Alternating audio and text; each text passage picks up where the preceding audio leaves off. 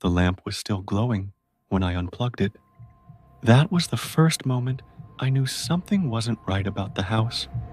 I was halfway through a cross-country road trip, 3 states in, running on gas station coffee and bad sleep, when I booked the first Airbnb that would change the entire tone of my trip.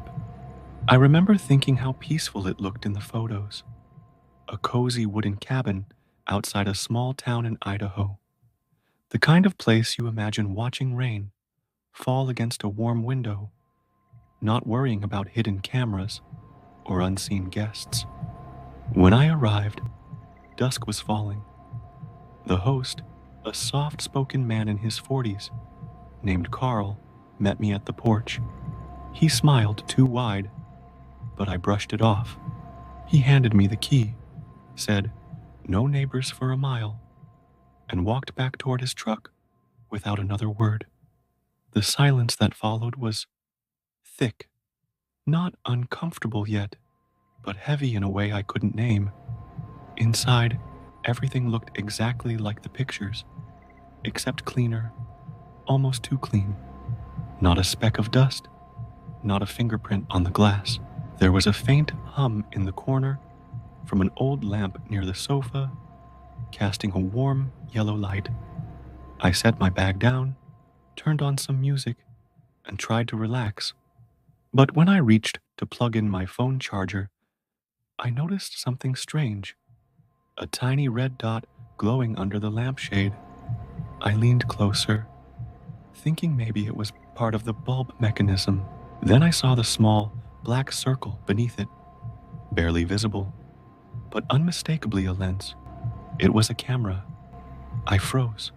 My heart started racing, my throat tightening. I looked around the room, and suddenly every ordinary object felt wrong. The smoke detector, the wall clock, even the painting near the bed. I unplugged the lamp, expecting the red light to go off. It didn't. The lens still stared back at me, faintly glowing. I grabbed my phone and checked the socket. The lamp's plug was out, completely disconnected, yet the light remained on, humming faintly, as if drawing power from somewhere else. That was the moment I decided I wasn't staying. I threw my things into my bag, yanked the curtains closed, and rushed out to my car. Carl's truck was gone, but in the distance, at the end of the long dirt driveway, I could see a faint glimmer, like headlights angled toward the cabin. They weren't moving, just watching. I didn't sleep that night. I parked outside a diner 3 towns over, curtains drawn, engine running. By morning, I convinced myself it was just a bad setup, maybe leftover surveillance gear from a paranoid owner. But that was only the first house, and by the time I reached the second one, I'd learned that some doors, especially basement doors, should stay locked. The second Airbnb was in Utah, a farmhouse listed as rustic and cozy. I booked it mostly for the price and the photos of a wood-burning stove. After the last experience, I told myself I'd check everything this time. No cameras, no weird power outlets, no hidden lights. The host, a woman named Darla, wasn't there when I arrived. Just a note on the kitchen table. "Welcome. Basement's off limits. Please don't enter. D." That should have been enough to keep me upstairs. But curiosity can be stronger than fear, especially when the place starts making noises it shouldn't. The first night, I was cooking ramen on the stove when I heard it. Thud. A single heavy step beneath the floorboards. Then another.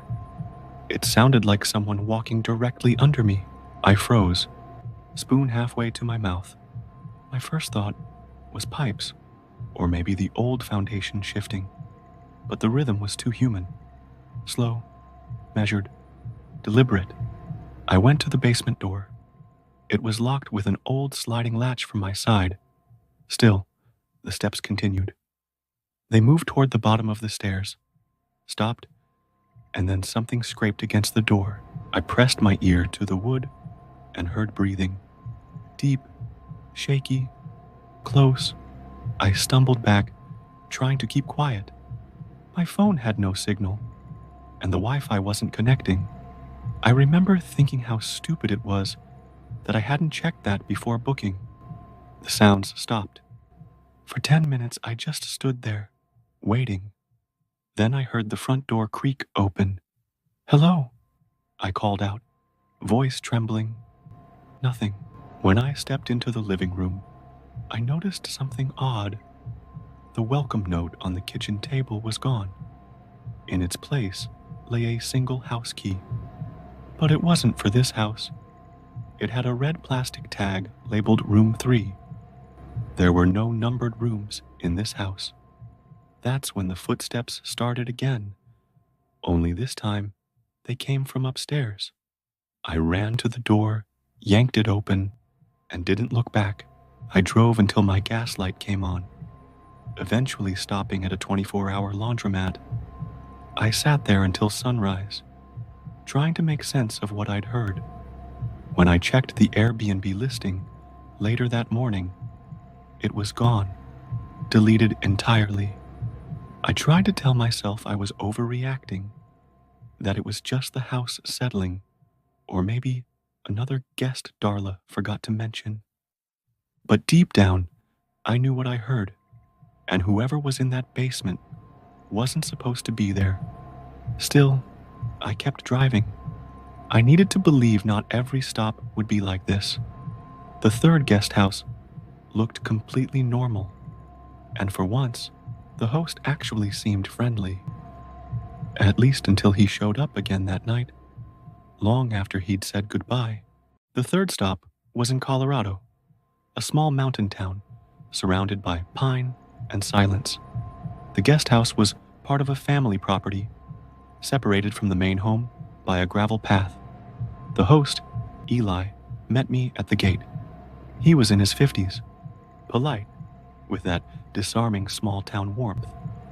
He handed me the keys, showed me the thermostat, the bathroom, the emergency exit, and said, "If you need anything, I'm just across the yard." It felt normal, cozy even. The house smelled faintly of cedar and coffee. The window looked out onto a stretch of fog that clung to the trees like breath. After 2 nights of fear and insomnia, this place felt safe.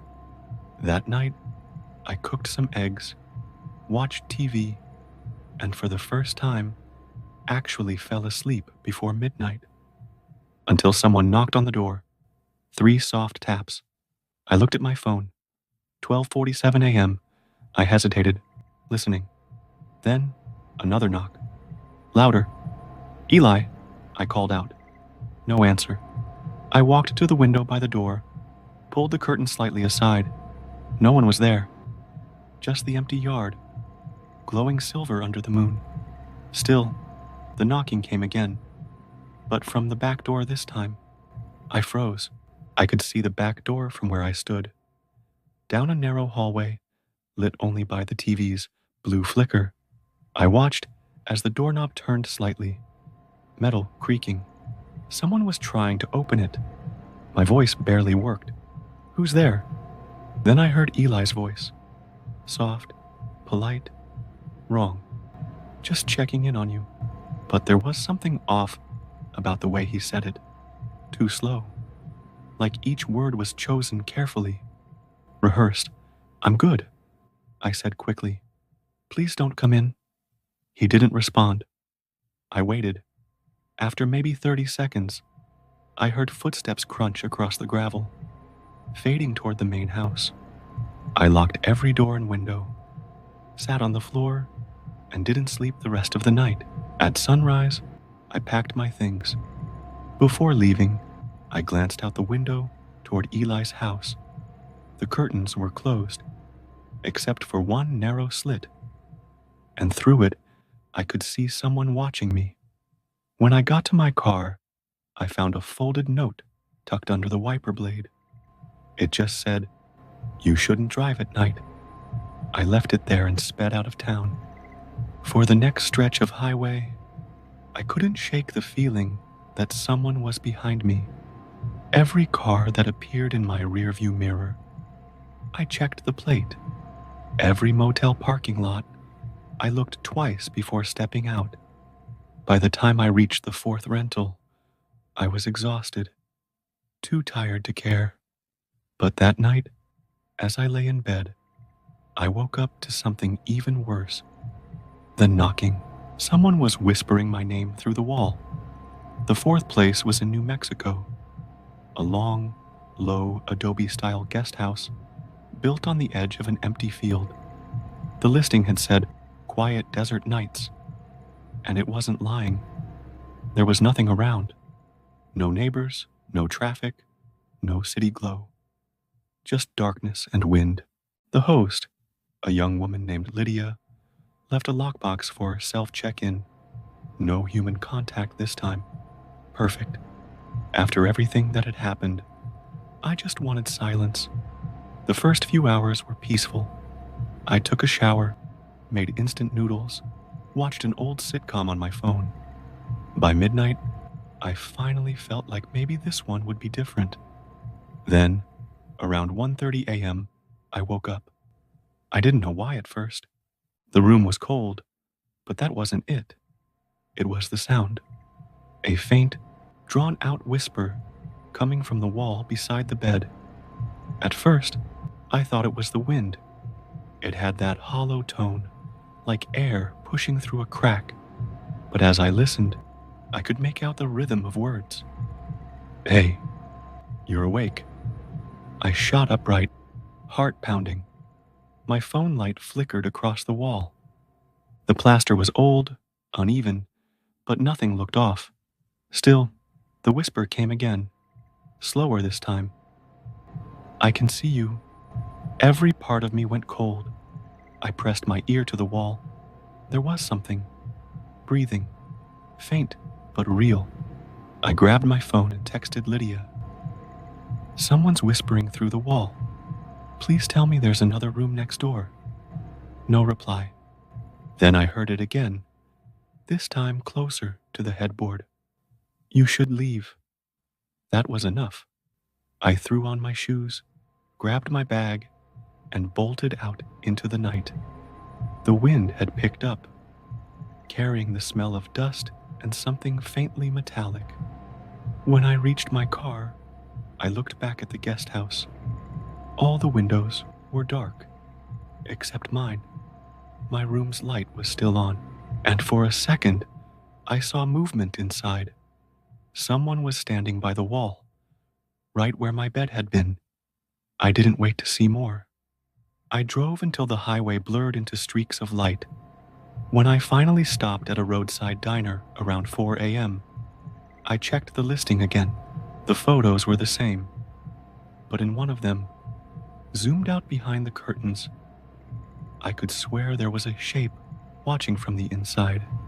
I tried reporting it, but Airbnb said the listing was under review. The next morning, I booked what would be my last stay of the trip, a small guest house just outside Flagstaff. The host promised it was quiet, private, and recently renovated.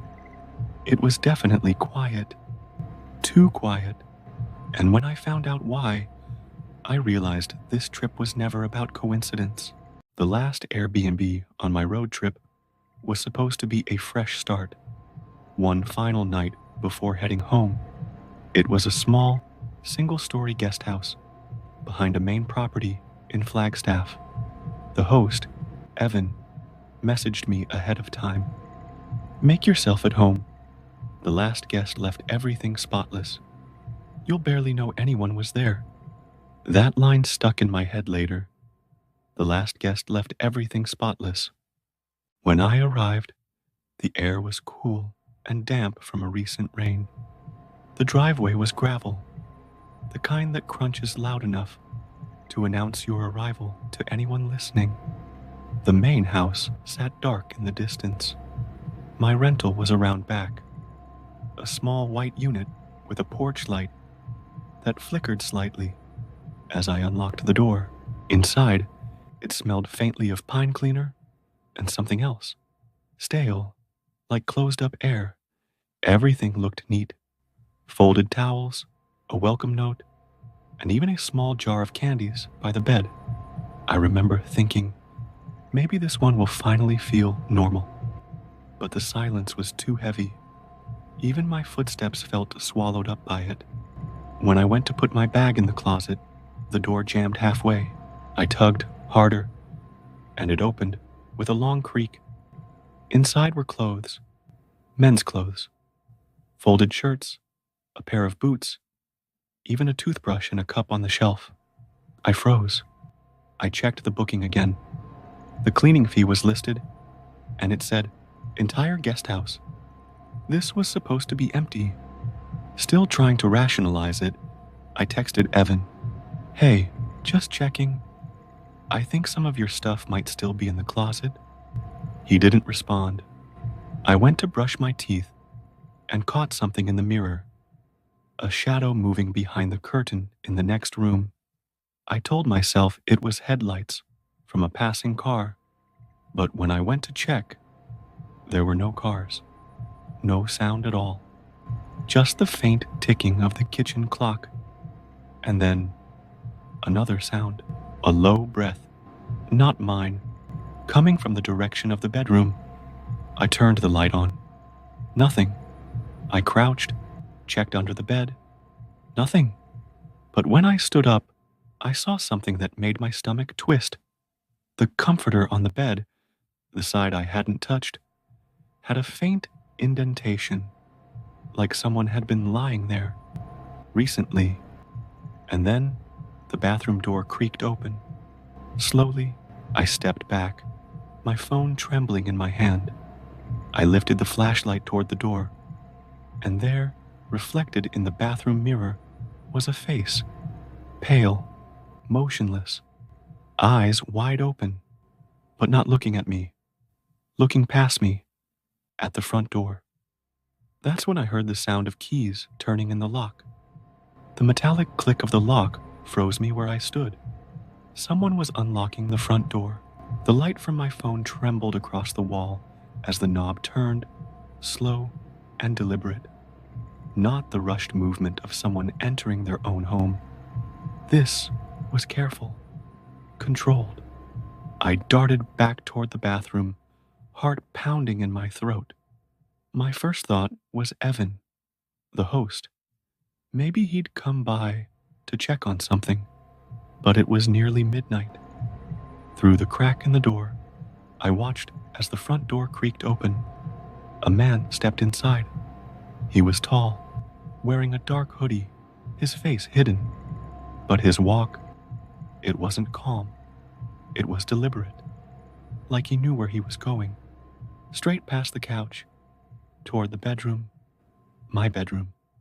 I covered my mouth, forcing myself not to breathe. The only sound was the wet squeak of his shoes on the tile. The rain was still falling outside. I could hear it dripping from his clothes. He stopped at the edge of the bed, the same place I'd seen that indentation earlier, and then he spoke, softly. "You shouldn't have touched my things." My body went numb. He stood there, staring at the bed, whispering to himself, "You're not supposed to be here." That's when it hit me. The clothes, the toothbrush, the bed. He never left.